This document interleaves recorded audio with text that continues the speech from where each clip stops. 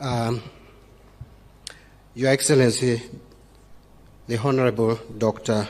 William Samoei Ruto, CGH, President of the Republic of Kenya, and Commander-in-Chief of our Defense Forces, Your Excellency, Mama Rachel Ruto, the First Lady of the Republic of Kenya, Your Excellency, the Deputy President, the Honorable Kithure Kindiki, the Honorable Prime Cabinet Secretary Musalia Mudavadi, my fellow Cabinet Secretaries present, my Principal Secretary in charge of National Treasury, Chris Kipto, together with your colleague, Principal Secretaries present, Chairperson and members of the Board of Directors of the Kenya Revenue Authority, Chairpersons and Chief Executive Officers present, Commissioner General and staff of the Kenya Revenue Authority, distinguished taxpayers, ladies and gentlemen, good evening.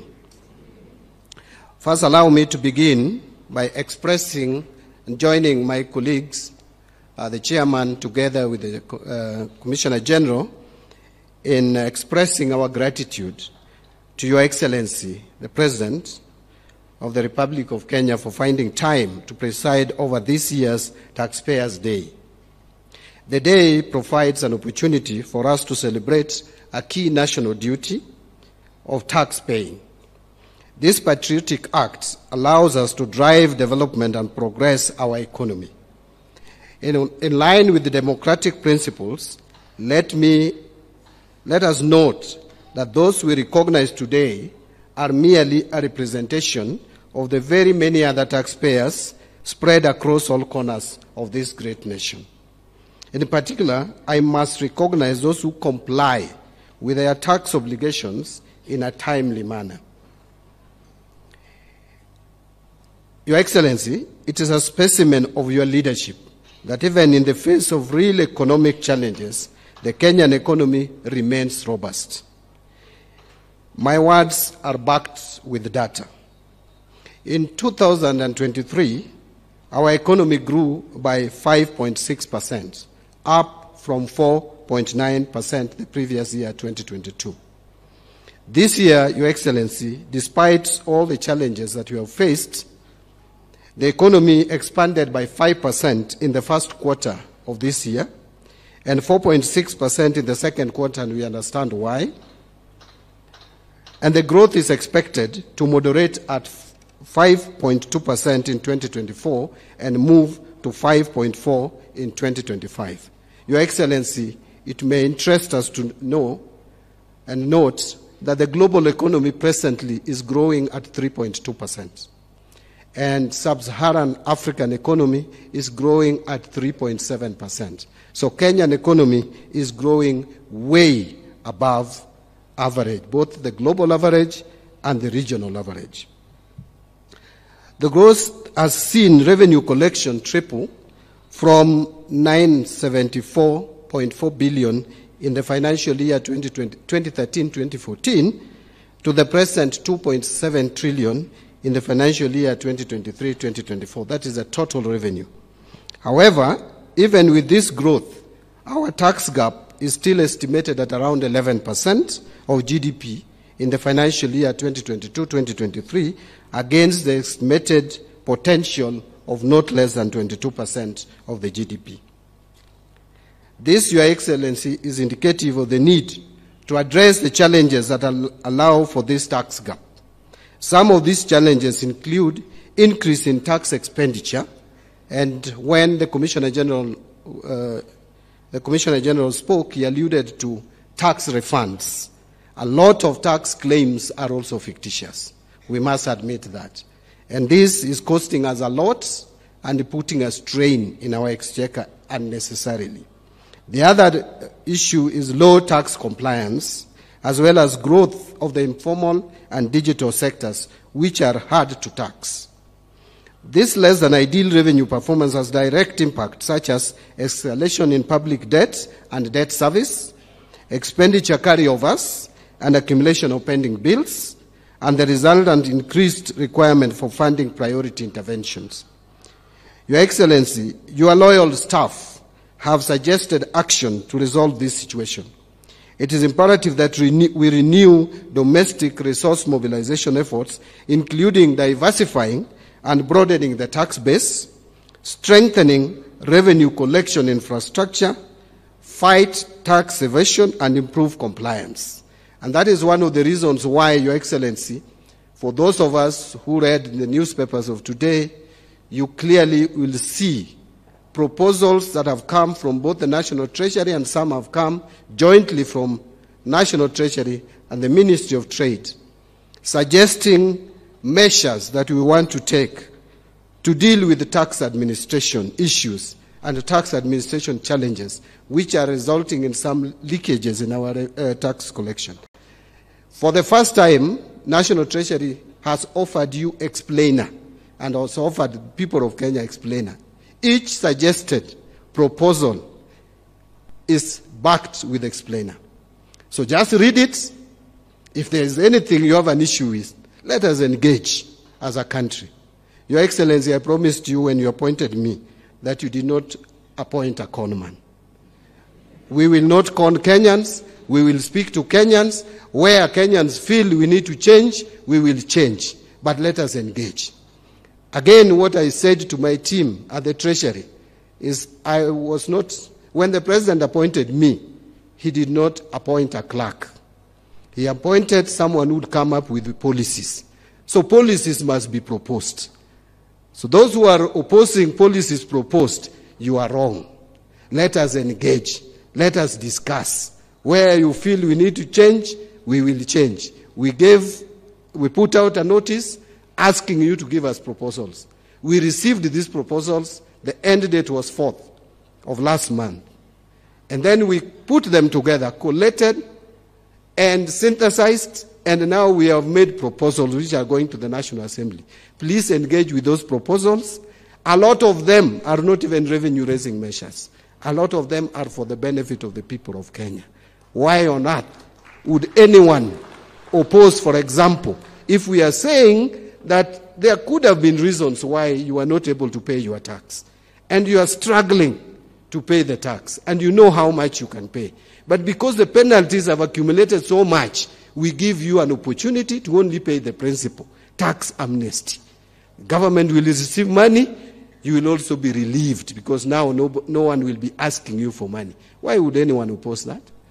Why would anyone, Your Excellency, if you allow me, give another example. Why would anyone oppose, for example, when we propose that when senior citizens have worked for so many years and they are now going back home, they are getting their pension.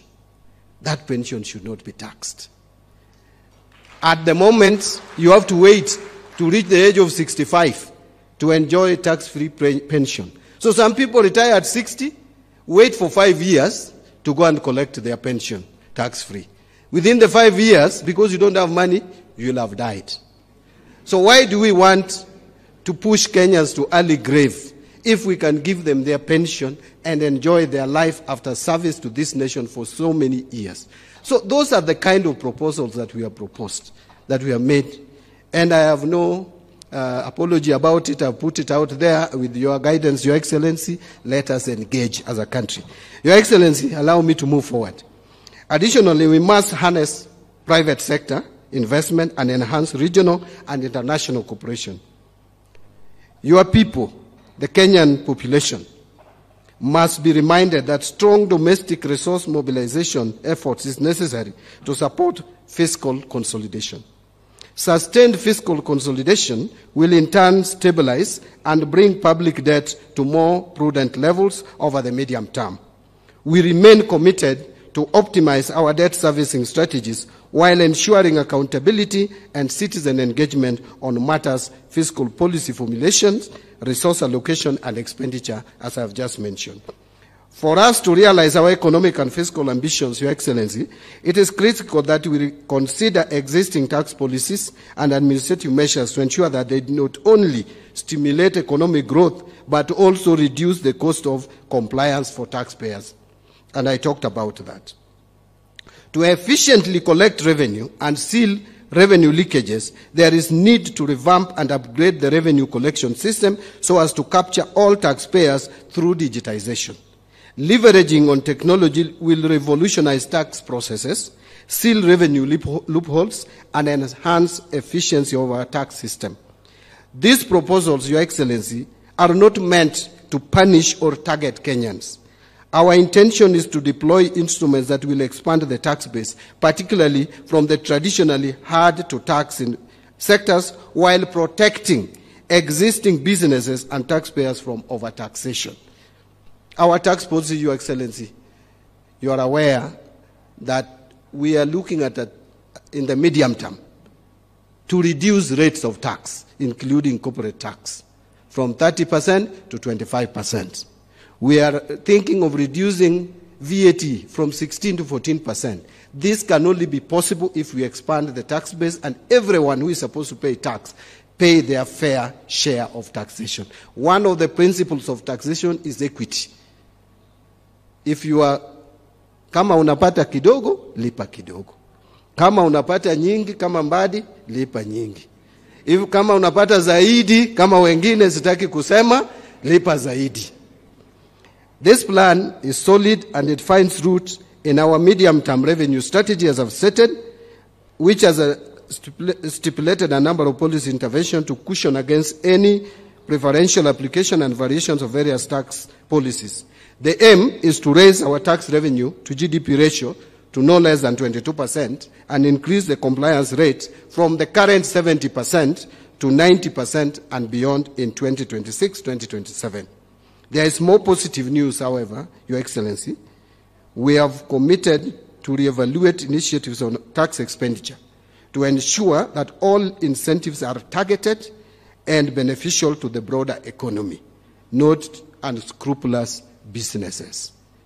We will continuously enhance transparency and accountability around tax incentives with a view to generate maximum value while channeling resources into critical areas such as healthcare and education. The National Treasury is committed to further support the reform of public finance management to enhance efficiency, transparency, accountability, and prudence. We will implement the following measures. Number one, we are transiting from cash basis to accrual basis of accounting. And my PS is chairing that committee, Your Excellency. Number two, enhance or entrench the adopted zero-based budgeting process beginning in the financial year 25-26. The next budget is going to be zero-based. You must explain every shilling you are asking the Treasury to give you. So that is justification of each item budgeted for.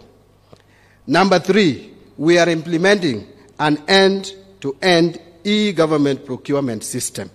This will improve governance, reduce opportunities for corruption, conflict of interest, and abuse of office. Number four, we are initiating a framework to make VAT refund processes open, transparent, and accountable. Number five, we are operationalizing the assets and inventory management modules in our IFMIS system with the module of MDS. The full visibility of all assets and inventories will facilitate optimal asset utilization and ensure that idle and unserviceable assets are disposed in conformity with the existing legal requirements. The increased efficiency and transparency will allow for improved governance and will see any public officer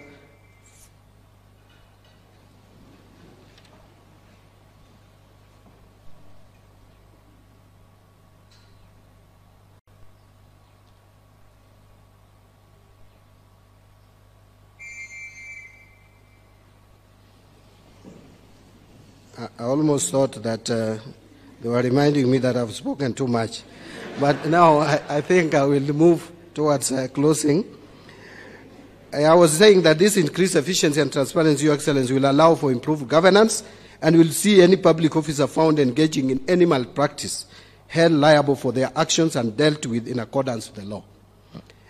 Public participation has emerged as a strong value of governance in our nation, and it is why I make specific mention to Kenya Revenue Authority's 9th corporate plan that was developed through a consultative process informed by guidelines from the National Treasury and Economic Planning.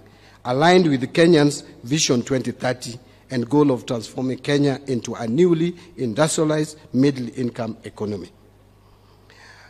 But, Your Excellency, I'm just coming to a close. There are just two things that I wanted to say, which is not in part of my speech, and is in response to what the chairman has said. The first one, Chairman, you are right that I was embarrassed at Washington, not that we were treated badly, Your Excellency. I wanted just to clarify. But you see, when you find African countries queuing in corridor, then you are called one by one. Nigeria, you come, 15, 30 minutes. Rwanda, Kenya, I mean, for those of us who have some pride, it's a bit demeaning. And you see the money that we are asking for out there, Your Excellency, if we just tighten our system, we can do without some of these monies. We can do. Because today, IMF has released 78 billion shillings. But if KRA puts systems in place, we can collect not less than 400 billion shillings. So we can do without some of these loans. But again, Your Excellency, the chairman spoke about staff motivation. And I am aligned. Your Excellency, I think this is something we have discussed. And again, we will make sure that when we are doing our budgeting, that we feed the cow which we milk, so that we don't milk the cow without feeding the cow. I just wanted to clarify those two issues. And Your Excellency, hata kama kuna zingine zijasoma, hizo sasa sitabaki. I think I've done my bit. Allow me, Your Excellency, to at this juncture invite the Prime Cabinet Secretary, the Honorable Musalia Mudavadi, to come and address our taxpayers. Thank you very much, Your Excellency.